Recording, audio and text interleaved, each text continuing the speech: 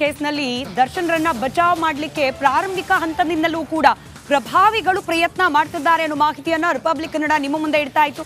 ಅದಕ್ಕೆ ಸಾಕ್ಷಿ ಅನ್ನೋ ರೀತಿಯಲ್ಲಿ ಇದೀಗ ಈ ಕೇಸ್ನಲ್ಲಿ ನೇಮಕವಾಗಿರುವ ಎಸ್ಪಿಪಿ ಬದಲಾವಣೆಗೂ ಕೂಡ ಅದೇ ಪ್ರಭಾವಿ ರಾಜಕಾರಣಿ ಯಾರು ಡೇ 1 ಇಂದ ದರ್ಶನ್ ಅವರನ್ನ ರಕ್ಷಣೆ ಮಾಡ್ಲಿಕ್ಕೆ ಮುಂದಾಗ್ತಾ ಇದ್ರು ಅವರೇನೆ ಸರ್ಕಾರದ ಮೇಲೆ ಒತ್ತಡ ಹೇರ್ಲಿಕ್ಕೆ ಮುಂದಾಗ್ತಿದ್ದಾರೆ ಅನ್ನೋ ಮಾಹಿತಿ ಇದೆ.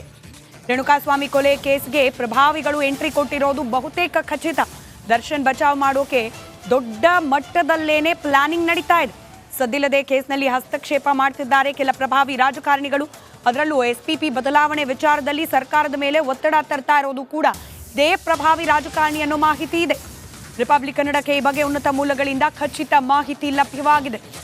ಇಬ್ಬರು ಕಾಂಗ್ರೆಸ್, ಓರ್ವ ಬಿಜೆಪಿಯ ರಾಜಕಾರಣಿ ದರ್ಶನ್ ಅವರು ಪೊಲೀಸರಿಗೆ ವಶಕ್ಕೆ ಸಿಗೋಕ್ ಮುಂಚೆಯಿಂದಲೂ ಕೂಡ ಈ ಪ್ರಕರಣದಲ್ಲಿ ಅವರನ್ನ ಬಚಾವ್ ಮಾಡೋಕ್ಕೆ ಪ್ರಯತ್ನ ಮಾಡ್ತಾ ಇದ್ರು ಅನ್ನೋ ಮಾಹಿತಿ ಇದೆ.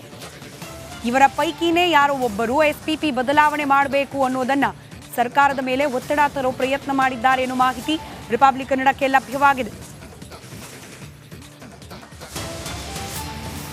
ಆರೋಪಿ ನಟನ ಆಪ್ತ ರಾಜಕಾರಣಿಗಳಿಂದ ಇದೀಗ ಸರ್ಕಾರದ ಮೇಲೆ ಒತ್ತಡ ತರೋ ಪ್ರಯತ್ನ. ದಕ್ಷ ಅಧಿಕಾರಿ ಪ್ರಸನ್ನ ಕುಮಾರ್ ಎಸ್ಪಿಪಿ ಆಗೋದು ಬೇಡ, ಅವರಿದ್ರೆ ದರ್ಶನ್ ಪಾರ ಹೋಗೋದು ಕಷ್ಟ ಅಂತ ಹೇಳಿ ಆಲ್ರೆಡಿ ಗೊತ್ತಿರೋ ಸಂಗತಿ. ಹೀಗಾಗಿ ದರ್ಶನ್ರನ್ನ ಪೊಲೀಸ್ ಕಸ್ಟಡಿಯಿಂದ ಬಿಡಿಸೋಕೆ ಕಸರತ್ತು ನಡೀತಾ ಇದೆ.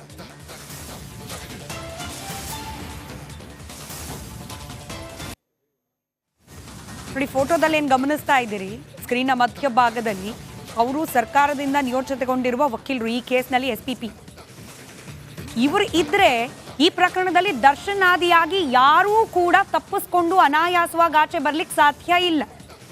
ಯಾರೆಲ್ಲ ಆರೋಪಿಗಳ ಪಾತ್ರ ಏನಿದೆ ಅನ್ನೋದ್ರ ಇಂಚಿಂಚು ನಡಿ ಈಗ ಶುರು ಮಾಡೋಣ.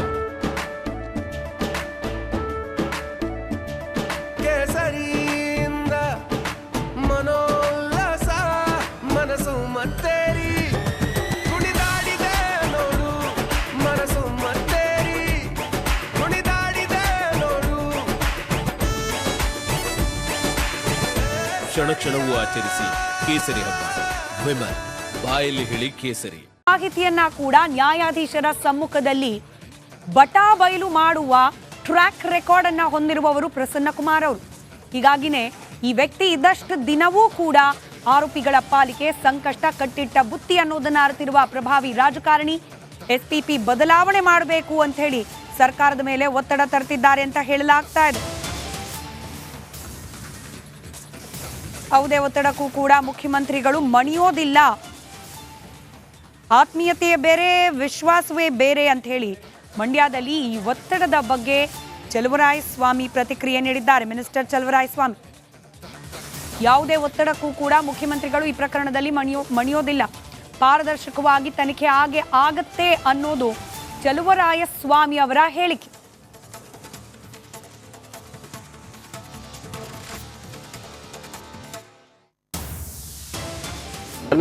ನನಗೆ ಗೊತ್ತಿದ್ದಂಗೆ ಯಾವ ಒತ್ತಡನೂ ಯಾವ ಇದು ಬಂದಿಲ್ಲ. ಆಮೇಲೆ ನಮ್ಮ ಮುಖ್ಯಮಂತ್ರಿಗಳು ಒತ್ತಡಕ್ಕೆ ಮಣಿಯೋರು ಅಲ್ಲ. ಬಟ್ ಇದೆಲ್ಲ ಏನಾಗುತ್ತೆ, ಲೀಗಲ್ ಆ್ಯಕ್ಷನ್. ಸೊ ಯಾರಿಗೇನೇ ಆತ್ಮೀಯತೆ ಇರ್ಬೋದು. ಈಗ ಆತ್ಮೀಯತೆ ಇದ್ದವ್ರು ತಪ್ಪೇ ಮಾಡಲ್ಲ ಅಂತಲ್ಲ, ಆತ್ಮೀಯತೆ ಬೇರೆ, ವಿಶ್ವಾಸ ಬೇರೆ.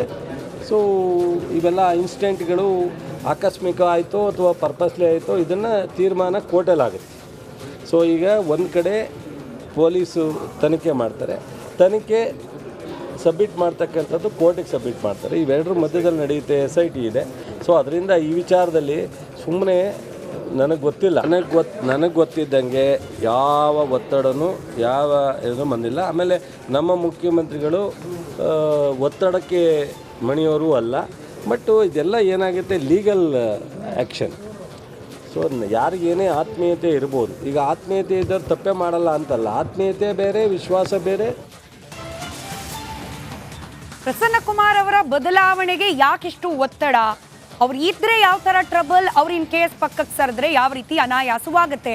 ಇದರ ಡೀಟೇಲ್ಸ್ನೊಂದಿಗೆ ನನ್ನ ಕಲೀಗ್ ನಾಗರಾಜ್ ನೇರ ಸಂಪರ್ಕದಲ್ಲಿ. ನಾಗರಾಜ, ಪ್ರಭಾವಿ ರಾಜಕಾರಣಿಯ ಕೈವಾಡ ಈ ಪ್ರಕರಣದಲ್ಲಿ ಕಾಣೋಕ್ ಸಿಗ್ತಿದೆ ಅನ್ನೋದನ್ನ ರಿಪಬ್ಲಿಕ್ ಕನ್ನಡ ಡೇ 1 ಇಂದ ಕೂಡ ವೀಕ್ಷಕರಿಗೆ ತಿಳಿಸ್ತಾ ಇದೆ. ಅದರಲ್ಲೂ ಈ ಎಸ್ಪಿಪಿ ಬದಲಾವಣೆ ವಿಚಾರಕ್ಕೆ ಸಂಬಂಧಪಟ್ಟಂತೆ ಆಗ್ತಿರುವ ಪ್ರಯತ್ನ ಯಾಕಿಷ್ಟು ಹಪಾಹಪಿ? ಪ್ರಸನ್ನ ಕುಮಾರ್ ಅವರು ಬೇಡ ಅನ್ನೋ ನಿಲುವು ಯಾಕೆ ಅಂತ ಹೇಳಿ?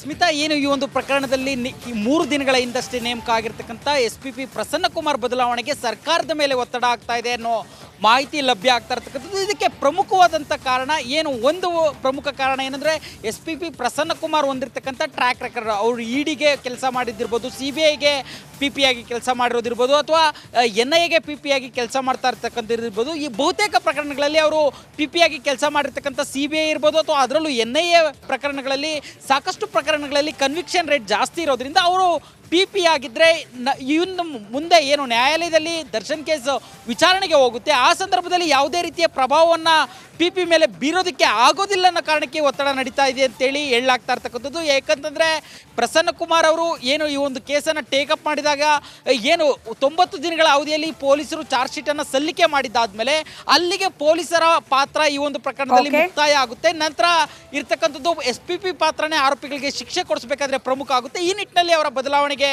ಒಂದು ಪ್ರಯತ್ನ ನಡೀತಾ ಇರ್ತಕ್ಕಂಥದ್ದು. ಸ್ಮಿತಾ, ರೈಟ್, ಧನ್ಯವಾದ ನಾಗರಾಜ್ ಮಾಹಿತಿಗಾಗಿ.